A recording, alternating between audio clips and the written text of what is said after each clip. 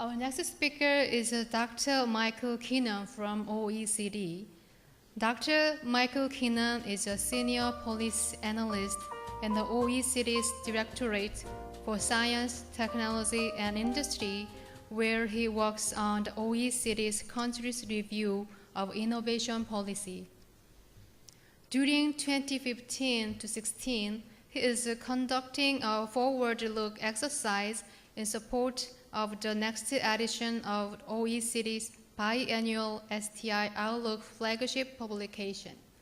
So today, his talk will be the present first findings from this exercise. Please welcome a warm applause to welcome Dr. Keenan. Okay, thank you very much for the introductions, and thank you also for the invitation to come speak here at the first Asian Innovation Forum. It's really an honor to be invited, and also for the OECD to be here. Often described in the media as a think tank itself. So thank you very much for the invitation. As the title of my presentation suggests, I'm going to talk today about a new project we're doing at the OECD, a project that only started a couple of months ago. I say that I'm going to talk about the first findings of this forward-look exercise that we're now undertaking. In fact, we don't have very much in the way of findings right now, so I'm going to tell you a little bit about the approach as well as some of our very initial findings.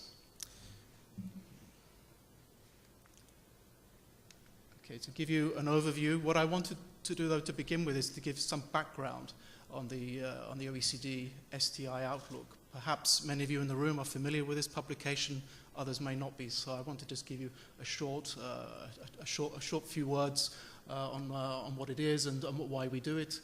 I also want to talk a little bit about how the Outlook covers trends and drivers affecting science, technology, innovation, and how it projects some of these trends and drivers. So that's very much reflecting back on the last 20 years on how this publication, this key publication, looks at trends and drivers around STI policy.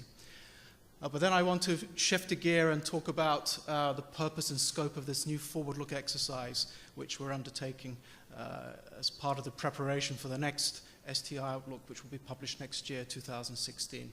And then finally, just to set out the approach that we're using so far and to tell you about some of the results that we're already uncovering. So just to introduce very briefly the STI Outlook, this is a biennial publication. It's actually been around now for about 20 years, and it seeks to cover what's new in the field of science, technology, and innovation policy. It provides an international review of key recent trends in STI for the STI policy community and analysts, covers many countries. The 2014 Outlook, for example, covered 47 countries, so not only the OECD countries, but also some of our partner countries and other big players out there. It's based on latest policy information and indicators, so it's really a mix of the indicators that we collect on a regular basis in the OECD, but also we use a very large survey of countries. As I said last time in 2014, we had 47 countries participate in this survey, and they really provide us a lot of information which we then utilize in this publication. It's one of our flagships as well. We have really two flagships in our directorate. One of them is the scoreboard, which is also produced on a 2-year cycle, and this is the other one, the so-called STI Outlook.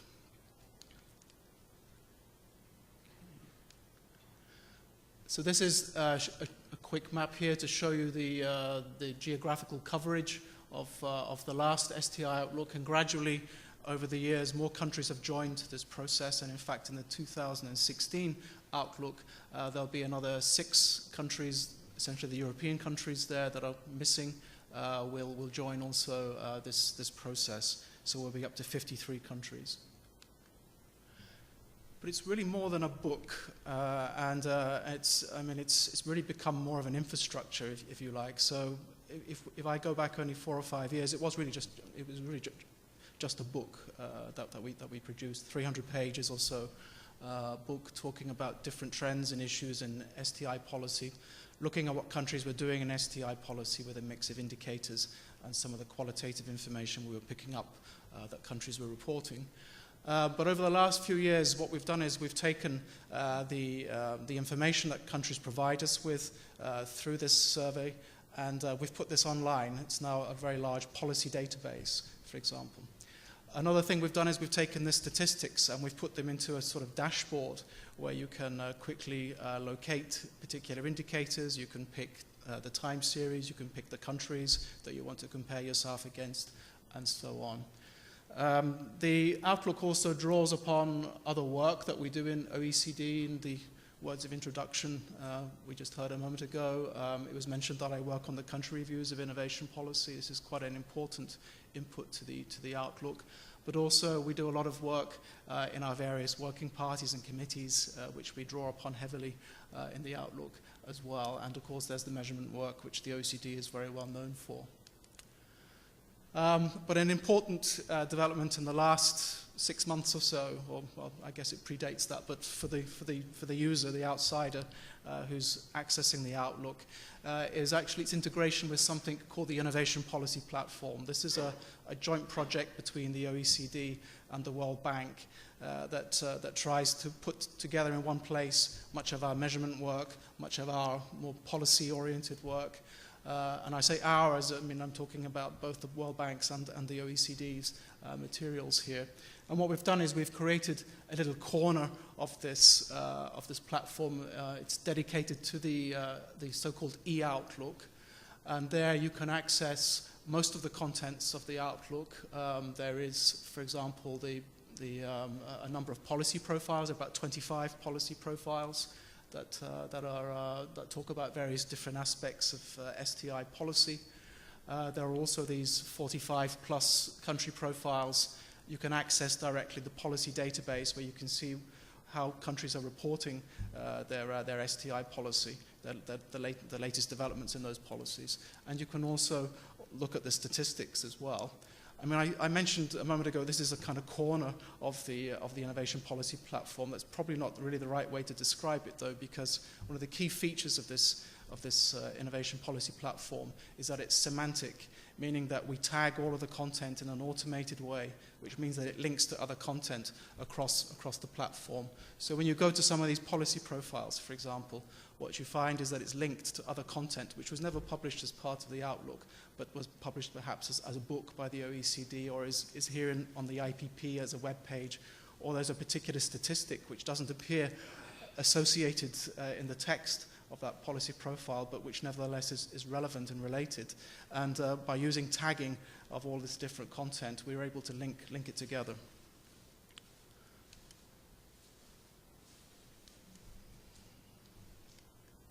Okay, this is what the policy database looks like. As I say, this is accessible from the IPP.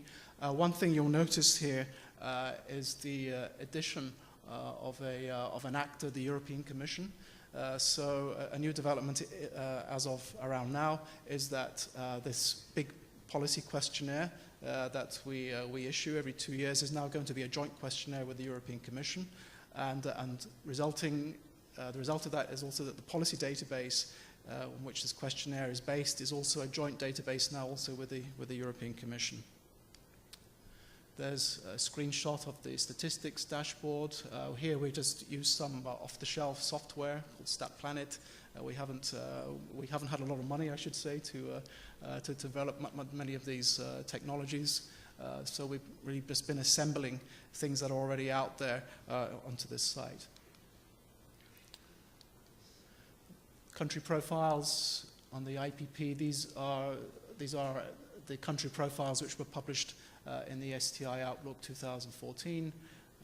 Here you can see again there's all this related content which has been generated through semantic tagging. And there's a list here of the various policy profiles that were featured in the STI Outlook 2014. These are typically anything from about 3 to 4 pages to 7 or 8 pages in length. They're covering some mainstream innovation policies like patenting, IP markets and the like, but also some policies that are more related just to public sector research. Okay, so that's just to give you a quick overview of the STI Outlook, how it's evolved over the last few years. But there are some changes in process currently. I mentioned one or two of them already. The first is that this big survey that we carry out every 2 years to support the Outlook is becoming a joint survey with the European Commission. The policy database is also becoming a joint policy database with the European Commission and is integrated into the IPP, but also into a new European Commission infrastructure, which is rather similar to the IPP, which is called the Research and Innovation Observatory. But another major development is that, one thing that has happened is that as the Outlook has become more ambitious, it's become longer so that in length. So the 2014 publication was more than 470 pages. It was almost like a telephone directory. And so there's now some pressure to try to reduce that paper publication down to something that's probably less than 140 pages, and moving the country profiles and probably the policy profiles solely onto the IPP. So those would not be printed up. And what I really want to talk about today in my presentation is this trends chapter. Now, this trends chapter isn't available on the IPP currently. I won't tell you the reasons why in detail, but much of the OECD's content still resides behind a paywall, and so it isn't particularly open. And so we're not allowed essentially to put that material freely onto the IPP. So it's not there currently on the IPP. But this trends chapter is perhaps the most important component of the Outlook. It's the one that really gives you the overview of the various different drivers of change, the trends that are currently affecting STI policy making. And what we're planning to do in 2016 is to stretch some of the time horizons of this chapter. And one of the criticisms personally that I had myself and others have had is that this trends chapter is rather focused on current trends and drivers and things in the near future, and perhaps it needs to look out a little bit further. So this is to tell you a little bit about the Outlook's existing approach to exploring trends and their projections. This trends chapter normally has some sort of underlying narrative, and this here is a number of points that were put together by a colleague of mine who used this as a sort of structure for telling the story about recent developments and their evolutions in STI policy. So she put a number of conditions there, challenges, if you like, some of them grand challenges that we've heard about yesterday, things like maintaining jobs and economic growth, the transition to a low-carbon economy, aging, and income inequality. These are all well-known big challenges. And so those are put there in the Outlook very, very prominently. And then these are used as a backdrop or as a justification for calling for a new deal for innovation. And here there's a number of points that are raised in this chapter about the need to raise the status of innovation in the policy portfolio while seeking to leverage private funding for innovation and increase the impact of public action. So this is the type of narratives or the overarching narrative, I should say, that we seek to build in order to make this an interesting publication to read. Now, I mentioned that this publication also uses a lot of data. So this is the sort of trend data that you might see used in the 2014 edition. You can see, though, that our projections only go out a couple of years, and in fact, the only thing we're projecting here is what our economics department has projected on GDP. We haven't projected the expenditure on R&D of governments, for example.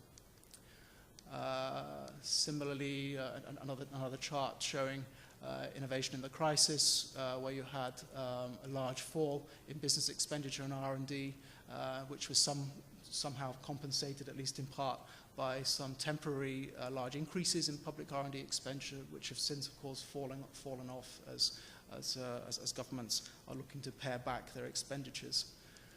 So this is the type of things that you see in this publication. And what I want to highlight here is, though, that it's not very future-oriented, in fact. It's talking about past trends over the last 10, 20 years, the current situation, but doesn't usually look to explore in much detail what this might look like over the next 10, 15 years. One exception in the last Outlook is this chart here, where a rather unsophisticated approach has been taken just to create this sort of single scenario, linear growth of the trends as they currently are. And here, this generated a major headline that was picked up in newspapers and the like about the fact that China will surpass the United States by 2019 or thereabouts in terms of the amount of money it spends on R&D. Now, as I said, this is not a particularly sophisticated approach, and this was really the only example in the last publication where we actually tried to do a little bit of projection into the future. Another way of thinking about the future here is that we took the targets, the R&D targets of many countries, which are usually expressed in terms of expenditure over GDP, the so-called GERD intensity. And here in Europe, at least, there are a lot of targets for 2020, but other countries as well have similar targets, typically for around 2020 or a little bit further out sometimes. And here what we've done is we've mapped what these targets look like and how far countries are from reaching their targets. And you can see that most countries are some way off from meeting them. Another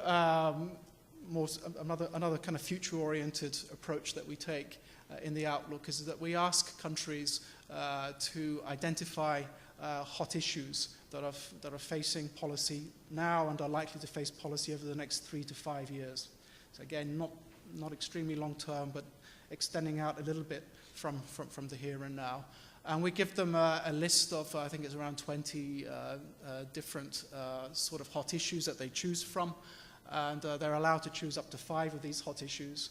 And I show you here very quickly the results that you find for some of the Asian countries that are covered in the STI Outlook. So these were the ones from Korea, for example, where the government officials who filled out the STI Outlook survey self-reported these hot issues for Korea, things like public R&D capacity, business growth, entrepreneurship and SMEs, targeting priority areas, structural adjustment, and sustainable green growth.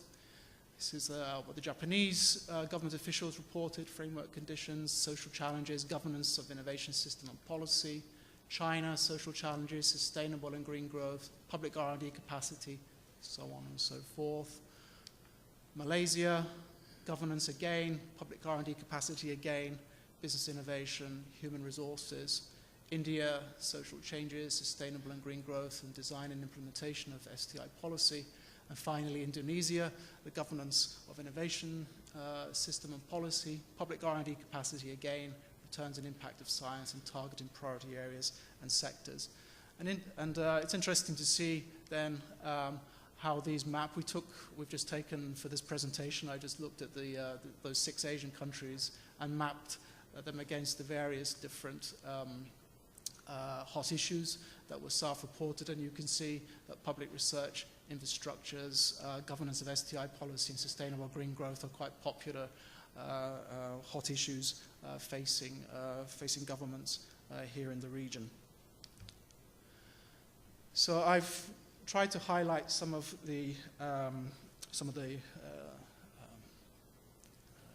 shortfalls of the current approach to the STI Outlook, and our new approach, which seeks to compensate for some of those. As I mentioned a few moments ago, there has been criticism of past STI Outlooks that they should look further out than the present and the near future.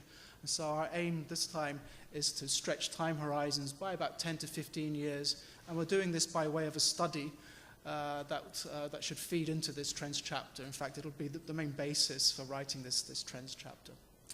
However, the bad news is that we don't have many resources, which is a common OECD story, I'm afraid.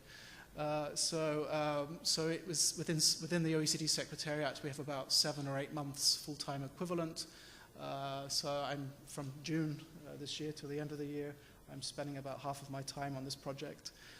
We also have some external consultants with foresight experience working a similar amount of time as we're working in the Secretariat. The project got underway only a couple of months ago and also needs to be more or less completed by the end of the year, so we have to be very quick. And our goals really are to use existing sources. We don't have time to do a lot of new sophisticated work, and to describe current trends and drivers and their interactions, and to project these trends and drivers 10 to 15 years into the future, exploring possible interactions and discontinuities. And our approach then is essentially a desk-based approach. It's really a study, which is complemented by probably a couple of dozen interviews. We've already done a few interviews, some mini workshops. We've done some internal workshops at the OECD, but also external workshops in capitals and also with our working parties. And also country responses to this large survey, which we'll be running in the next few weeks. We've described it as a forward look rather than a foresight exercise. I was involved about 15 years ago in drafting a definition of what foresight is for the European Commission, and it's a definition that's been used quite widely ever since. And it emphasizes very much the very participative nature of these exercises and a lot of the attention to detail around processes. And I would say that our exercise falls down on those criteria. So I prefer not to call it really a foresight exercise. It's really a much more of a desk-based study of what we now call a forward-looking exercise. And because we don't have much in the way of resources, we're seeking synergies with what countries are doing. So already we have a few countries that are making voluntary contributions, both in kind and also with money, to support this exercise. And also with the other ongoing OECD projects. So currently there's really a new wave of foresight type exercises, forward-looking exercises being carried out in the OECD. And we're able to leverage some of that work into our exercise as well. It's a largely qualitative approach, so we're not trying to do any sophisticated forecasting. So I was critical earlier on about that projection of China. We're not going to try and do that any better than it was done last time. So this is much more of a qualitative approach. We don't essentially have the resources to engage in any sophisticated forecasting. There are 5 elements to the study. The first thing is we look at megatrends. There's an awful lot out there already on megatrends, so we don't have to reinvent the wheel here. And so we're drawing upon this existing information, and this really provides a background to the study. It's the approach we're taking is a largely indicator-based approach, looking at these megatrends, and we're looking to do something that's very, very visually appealing that can be used, or we hope will be used extensively by our member countries after the publication is made available. We also want to look at some technology trends, and here we're looking to identify perhaps 10 or 12 of these major technology developments and their possible impacts. And then we want to look at STI system trends, system dynamic trends. So looking here at the changing shape and culture of the public science system and innovation systems. And finally, some of the policy trends, the shifts in policy agenda setting, design, and implementation.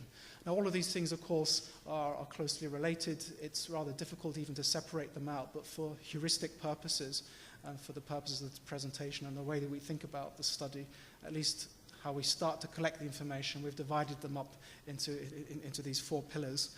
You see there in the middle also this 5th element, people, communities, and society. This is not a self-standing element of the study, but it's something which is really a horizontal theme that's running through the other 4 pillars of the exercise. So what steps are we taking for ordering and synthesizing and making sense of what we find? Well, first of all, the megatrends and some of their implications for STI are set out in a first section, so we're doing a lot of work currently in identifying these megatrends and writing about them, and I'll show you some of those in a moment. The technology trends are also set out separately, and their possible implications for STI policy are highlighted. So this is looking at things like the need for new types of funding, how you might think about some of the ethical issues around some of these new technologies and the uses they may be put, and so on and so forth, what the human capability needs might be, and etc. And then we look at the current trends and drivers in STI systems and policy, and we start here with the previous trends chapter, because it does this reasonably well already. And then the new thing is that we try to project some of these trends and drivers 10 to 15 years into the future, and at the same time we also look at the implications of the megatrends which we've identified in the first part, and the technology trends, and we build narratives around some of the tensions and controversies that arise 10 to 15 years into the future in STI and also in STI policy. And some of these tensions and controversies are ones that we've faced 50 years ago, 30 years ago, 15 years ago, today, and will continue to face in 15 years' time. But others will be more novel as well as a result of these changing conditions in the megatrends and the technology trends, as well as some of the internal dynamics, of course, in STI and STI policy as well. I won't read these out. These are just some of the megatrends that we're looking at. In the publication at the end, we want to have a maximum of 12 of these megatrends. Currently, we're working with about 16 of them. They're very well known. There's a great deal written about them already, so we're able to draw upon that information. And our aim is really just to package that up in an attractive way, and in a way which makes it relevant for STI policymaking. There's another set there. So these are all, as I say, all very well known.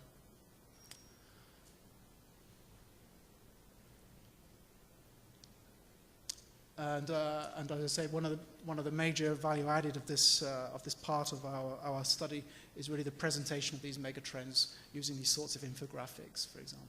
These are taken from a couple of reports from the big consultancy houses which do a lot of this sort of work.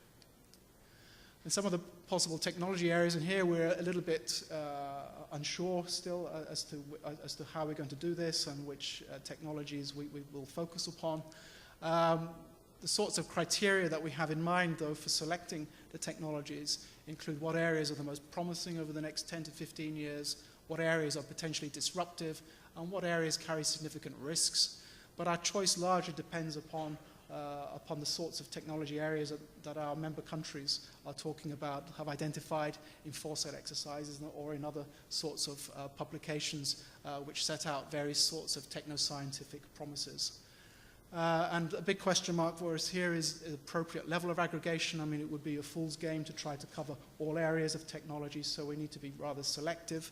But also, do we want to talk about the impacts of ICTs, biotechnology, or do we want to be a bit more specific, which probably we do, in fact, to tell interesting stories? This is a sample of some of the STI dynamics trends that we're looking at, and this is a sample of some of those that we're looking at, or most of those we're looking at in public research.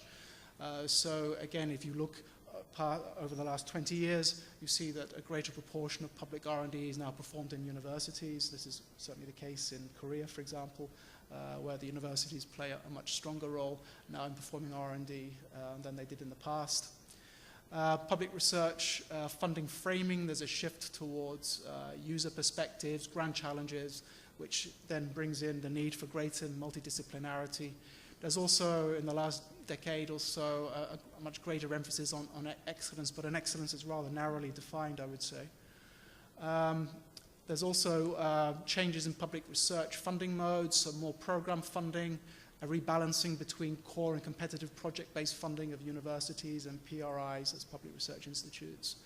The rise of importance of non-government funding of public research, particularly from the business sector, but also from the charity sector in some countries, and foundations and the like. The rise of managerialism at all levels.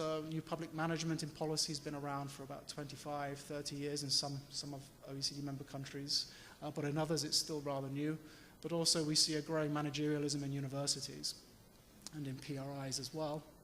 Open science, open innovation, I won't expand on those. I think most people in the room understand what those mean and what their very deep implications they have for public sector research. A growing focus on third missions, including commercialization, growing internationalization, and here funding, mobility, cooperation, and of course publication as well, as we heard at the start of the day today.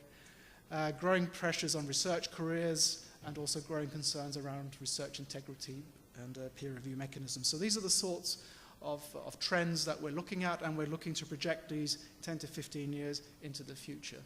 There are also some policy trends and issues. I've got a first set here, which are rather specific. Well, they're not completely specific, but they're more STI policy sort of trends. The ones at the bottom there are more general sort of trends that apply to policy making in general. We heard yesterday from some of the presentations, there's a broadened policy mission for STI policy. There's more goals, more targets, more actors there now than there have ever been. There's also some fragmentation of the system. This is partly because of this broader policy mission, but also even the traditional actors in the system, we see fragmentation through agentification, specialization, multi-level governance with the rise of sub- and supranational levels, a growing array of policy instruments. So there's much focus in the last decade or so on demand-side instruments. There's a big explosion in the use of R&D tax incentives now as well across OECD countries. Greater use of evaluation, but also still persisting gaps in metrics, more attention to managing socio-technical risk and uncertainty, and of course the elephant in the room is fiscal consolidation and tight budgetary constraints post-financial crisis. But also more generally around policy making itself, I think we can also discern some shifting perceptions of policy processes and the roles of government, so different understandings, different models on how we think about and intervene in those processes. And the sorts of some of the ideas you hear, which are perhaps still not mainstream, but which could move more to the center, are things like complexity thinking, how to tackle wicked problems, experimentation, and so on and so forth. And another driver, and something which the OECD is heavily involved in, is currently promoting public sector innovation. There's a lot of interest in that, and that could also have major implications for the way policy is made and implemented. A sample here of, I think I left that slide in by accident, did I? Or no, I'm going, yeah, so some of the possible technology, I'm going backwards, aren't I? That's why, okay. Right, a final couple of slides. So that's some of the initial starting points, if you like, that we're looking at.